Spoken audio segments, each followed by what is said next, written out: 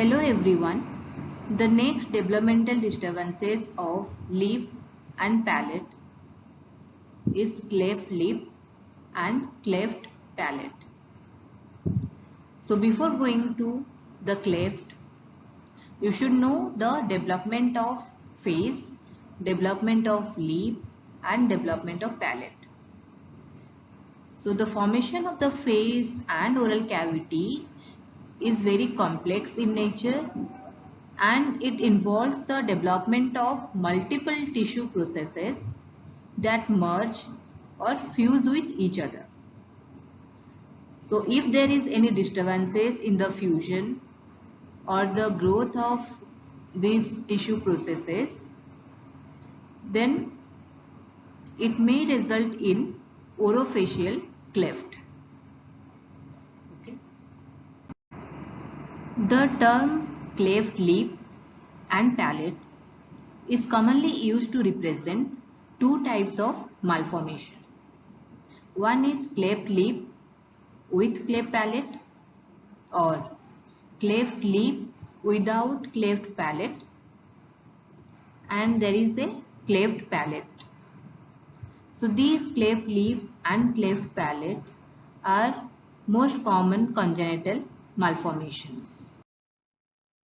Before going to discuss the cleft lip and cleft palate, let's discuss some development of lip and development of palate. Briefly, so development of lip during the 6th and 7th week of development, the upper lip forms when the medial nasal process fuse with each other. Then see the pink color is the intermaxillary segment of the medial nasal prominence. These two medial nasal prominence, they fuse with each other and forming the upper lip. The mid portion of the upper lip is derived from the medial nasal process and the lateral portion of upper lip derived from the maxillary process. So in this picture, number 1 is the intermaxillary process. The intermaxillary segment that give rise to premaxilla, that is a triangular shaped piece of bone that give rise to premaxilla.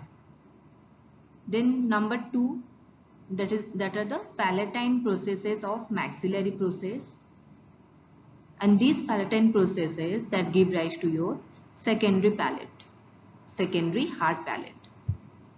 Okay. Then third one is the maxillary process that will give rise to your maxillary bone or the alveolar bone that containing the maxillary tooth. So these are the formations of the development of palate. So next is etiology of cleft lip and cleft palate. First is heredity. This is one of the most important factor to be considered in the etiology of malformations. Next is environmental factors.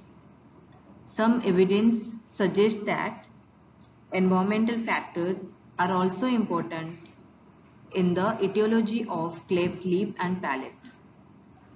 Next, it can be a genetic origin, or there is a defective vascular supply or less vascular supply to that tissue, a mechanical disturbance in which the size of the tongue may prevent the union of the palate, that will lead to your cleft palate, and some circulating substances like your alcohol, certain drugs and toxin, some infections and lack of inherent developmental force. So these are some etiological factors for cleft lip and palate. Next is clinical features of cleft lip and palate.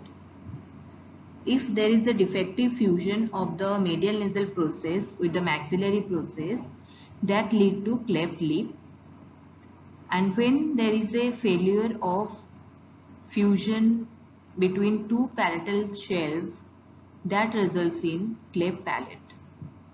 In the first picture, there is an infant with bilateral cleft of the upper lip.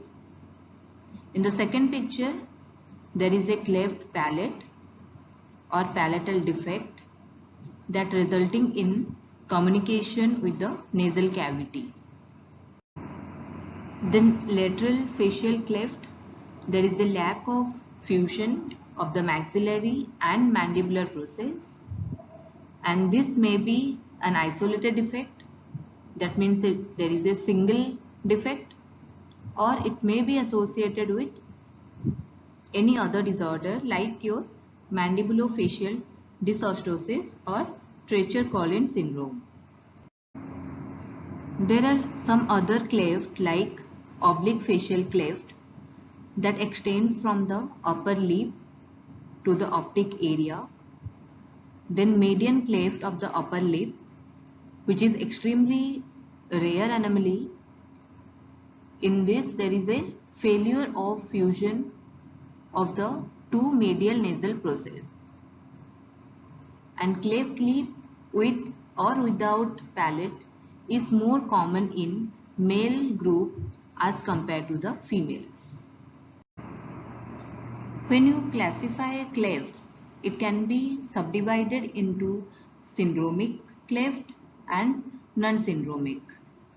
In syndromic, these forms of cleft, those include additional birth defect like your lip pit or other malformations.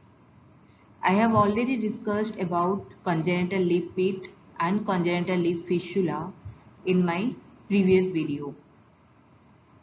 In non-syndromic, individual has no other physical or developmental anomalies.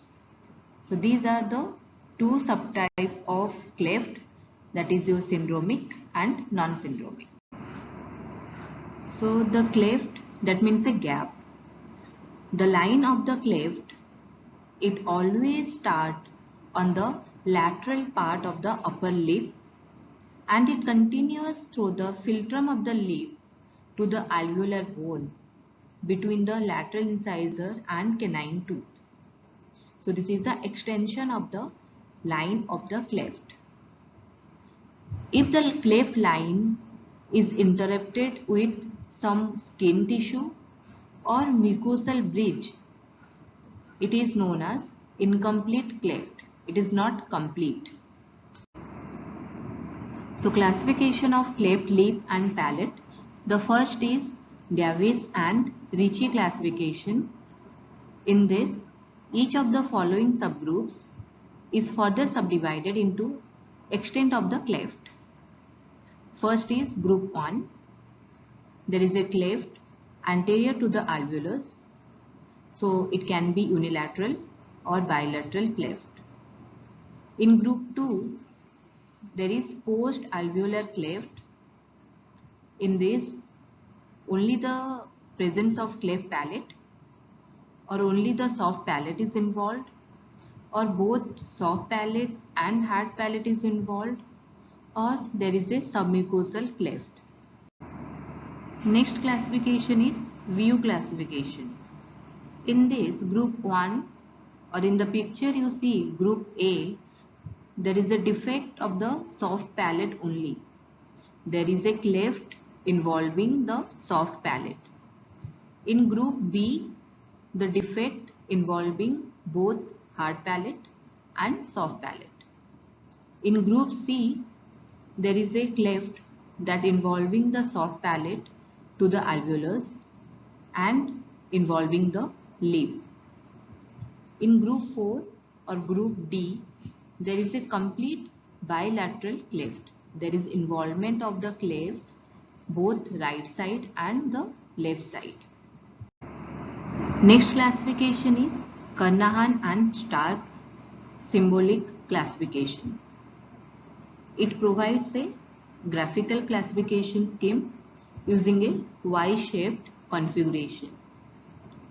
And this Y-shaped configuration is divided into 9 areas. The area number 1 and 4, there is a cleft of the lip, only the involvement of lip. Area 2 and 5, there is involvement of alveolus. Number 3 and 6, there is involvement of palate between the alveolus and the incisive foramen. Area 7 and 8, there is involvement of hard palate, and area 9, there is involvement of soft palate. So the final classification is International Confederation of Plastic and Reconstructive Surgery classification. This classification basically divides the cleft into 4 groups with further subdivisions to denote if there is a bilateral or unilateral cleft. In group 1, there is a defect of the upper lip and alveolus. In group 2, there is a cleft of the secondary palate. It can be hard palate, soft palate, or both hard and soft palate. In group 3, it can be any combination of cleft involving the primary palate and secondary palate. Then treatment plan for cleft lip and palate. These congenital anomalies require years of specialized care. Surgical repair that involves multiple primary and secondary procedures throughout the childhood. The specific type of surgical procedure and their timing will vary person to person. Then prosthetic and orthopedic appliances are used to mold or expand the maxillary segment before the closure of palatal defect. Then soft tissue and orthognathic procedures may be used to treat cleft lip and palate. So these are all about the cleft lip and palate. I hope you like this video. If you want any specific topic to be covered, please comment down below. Thank you so much.